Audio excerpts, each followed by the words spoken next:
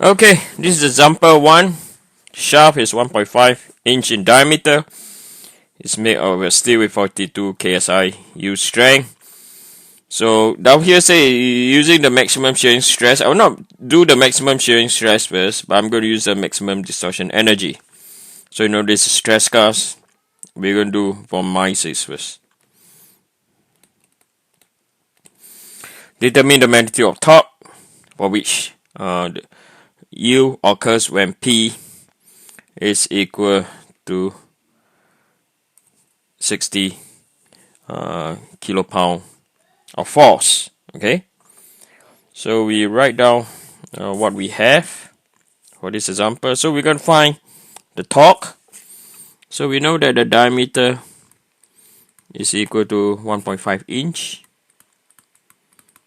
This gives us a radius of 0.75. Stress yield, so it's given to us 42 times 10 to the power 3 psi. Okay, so this is the yield of the material. Excuse me.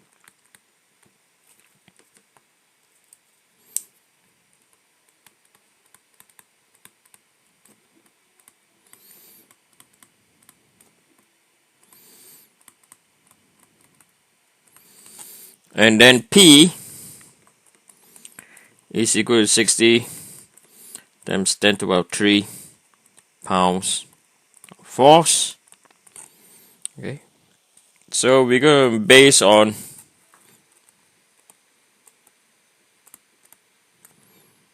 from MySys criteria, and we're going to find T. What's the torque? Okay, so if we draw transformation, so I'll call this my Y, X, Z, and if we have an element over here, okay, so the element we know because of how the torque is reacting, the element will shear this way. Okay, so we can now know that it's going to be under positive shear. So we look at that plane. So we know that this is X and this is your Y. Okay, we do have a Z. Alright, so over here, this is how our element look like.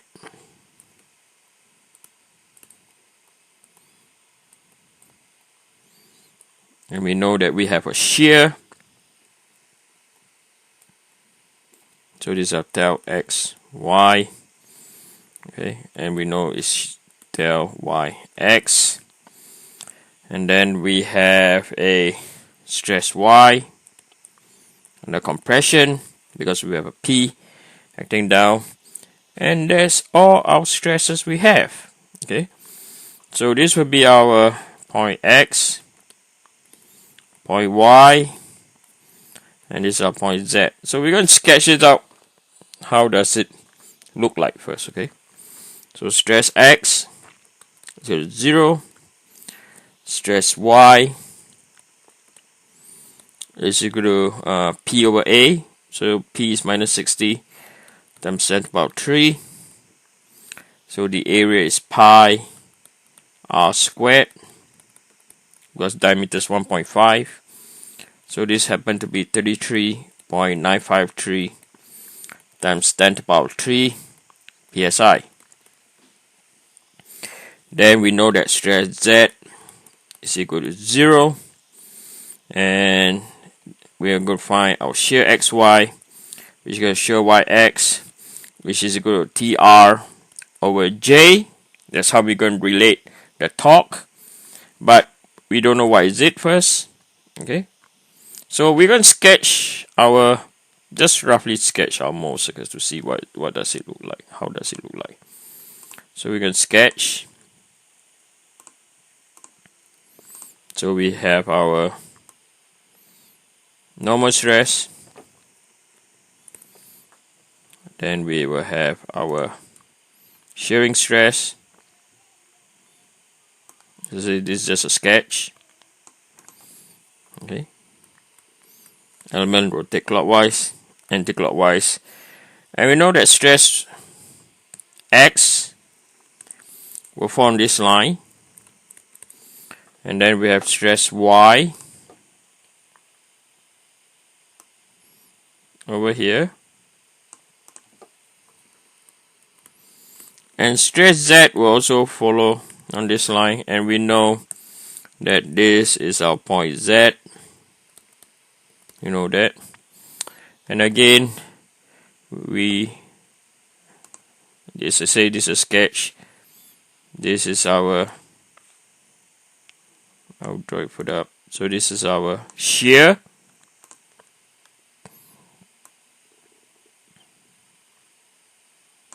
Alright, and we know there's positive shear, and point X will rotate anti-clockwise. So this is our X point, and this is our Y point. We can draw our center.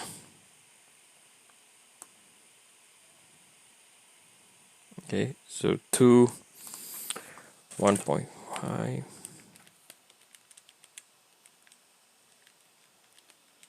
Or 1, 2 squared.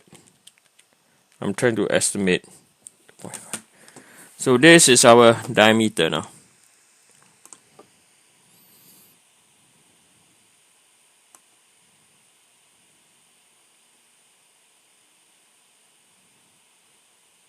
So there's our center of circle, 2.5 one side, and 2.5 the other side. Okay, so this is our mold circle.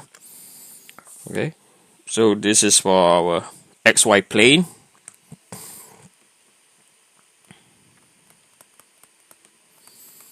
We can now construct, because this is a 3D structure, by the way. Okay, so we can construct our the other two circle. It's not necessary, but I'll show you because it's a 3D problem. Okay, and this is our XZ plane. Okay, and the last circle, 2, 4.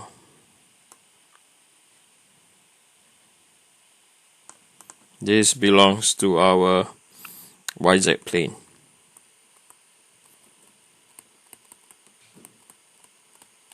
For our mold circle. Okay. So we now know, from here we can confirm that this point over here is our stress A, and this point here is our what? Stress B. Okay, however you want to take it. Okay. So, but since we already drew the circle, we can immediately find out what is our average stress. Why not? Okay, so we're going to find out our average stress. So our stress average, or center of circle,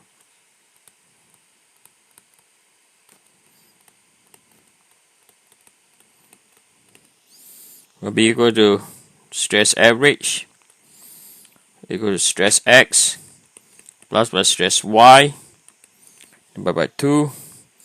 So we know 1 is 0. Plus by minus 33.953 times 10 to the power 3, and then the whole thing divided by 2. So this we know that is equal to minus 16.977 times 10 to the power 3 psi. So based on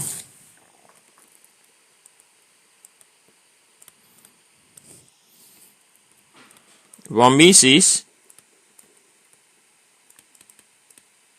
criterion, right? We know that stress A squared minus by stress A stress B plus by stress B squared must be less than stress U squared. Okay. So we know that stress A, right? We know that stress A is equal to the average stress plus by the radius. Okay, so where this means is if I'm going to draw a line down here now, right? So this is our stress average. Oh, I have to apologize. This is where our stress average is,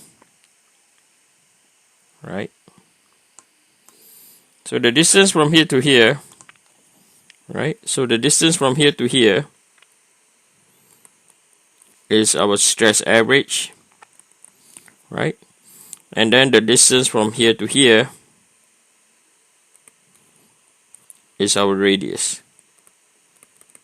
Okay, so that's where we have our stress average. And then stress, so if you look at stress A, it's on the right hand side, that's a plus. And then if we look at stress B, it's equal to stress average minus R. Okay, so I'm going to substitute. So we're going to have this concept. We're going to substitute into equation 1, right? So we bring everything in. So we have stress average plus by radius squared minus by stress average plus by radius, stress average minus by radius, and then do a plus stress average minus by radius squared, and then the whole thing must be less than stress U squared. Okay, so when you expand the term, stress average squared plus by 2R stress average, very simple math, minus by stress average squared minus by R stress average plus by R stress average minus by R squared plus by, oh, if it's plus it's straightforward, it's stress average squared minus by 2R stress average plus by R squared. The whole thing have to be less than stress Y squared. Okay, so we can get rid of some terms. This one will go, this one will go, so we only are left with stress average squared. 2R, okay, so 2R over here, so positive 2R, negative 2R, I think this will go, minus, minus, nothing left, plus, plus, plus, plus 3R cubed, sorry, 3R squared, that's all that's left, and then this will be, right, so R, so we know our radius, okay, we know our radius, and we are very sure, so we know R over here is a radius of the mole circle, and we now know this is equal to tau max, and it's in plane. For this case, it happened to be what? In plane. Okay, so this in plane happened to be at its what? Maximum. That's why you have to check. Well, this case over here, right, is out of plane when we're deriving. When von Mises was trying to derive his condition, right, his criteria to get this, he assumed to be what? Stress B is equal to 0. So it's out of phase, okay, out of plane, sorry. So for our case over here, this problem, the tau max is in phase, in plane, because it's Txy at its what? Maximum. Okay. So now we are going to find, right, so radius of mole circle is a tau max, right? So we have to find what? Find tau max. Okay, we have to find tau max. So radius is equal to our tau max.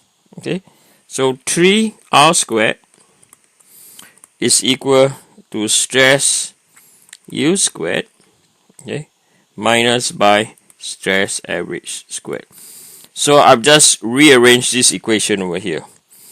and we know that r squared, or this will be equal to 42 times 10 to the power 3 squared minus by stress average, which we have calculated, 16.977 times 10 to the power 3 squared.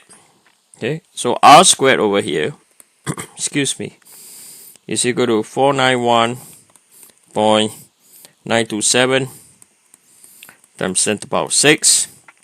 R over here, which is equal to 22.179 times 10 to the power 3 psi, and this is equal to your maximum shear. Okay, your tau max, your xy plane, maximum shear stress. Okay, so we also know that now we have to relate from here. We have to go back to our mole circle. How are we going to relate to this radius over here, right? So how are we going to relate to the r over here, right? The radius, and this r over here, right? This r over here is also equal to tau max, or tau xy maximum. Okay, so from here we know that the shear is what? The shear is equal to, the shear is what we want to determine, and the distance from here to here is equal to the distance to here, and this is also equal to our average stress. So we know now that tau max is equal to the square root of the radius, or the center, or the average stress, 16.977 squared. Okay, so 16.977 is this distance over here. Okay, so this is our 16.977. Okay, because this is also equal to 16.977 times 10 to the power 3. I do apologize. Squared minus by shear xy squared. Right. So from here, we know that this is equal to 22.179 times 10 to the power 3. Square the whole thing. Remove the square root on the other side. Times 10 to the power 3 squared minus shear xy squared. Finally, your shear xy is equal to 14.273 times 10 to the power 3 psi. Okay, so from here, you know that shear xy is equal to TR over J, right? So if we rewrite this torque, equal to shear xy J divided by radius. Okay, so if you write down the expression, so this will be equal to 14.273 times 10 to the power 3. So this will be pi over 2 c power 4 divided by c. So it become cube. So when you put the numbers in, okay, so it's equal to 14.273 times 10 to the power 3 multiply pi over 2. Radius is equal to 0.75 power 3. The torque based on von Mises is 9.458 times 10 to the power 3 pound. Okay, 9.458 times 10 to the power 3 pound inch, and this is based on von Mises. Okay, so this is the procedure, an analysis procedure, how to use von Mises to determine the torque. That's all. Thank you. Before I go, please do not panic of what is going on. Keep safe. Eat well. Okay. Trust me. I will look after you based on your best interests. And do not panic. Okay. The last thing I want you all to feel is feeling panicky. Okay. Right, I'll see you guys, or I'll hear from me again on Thursday. Bye.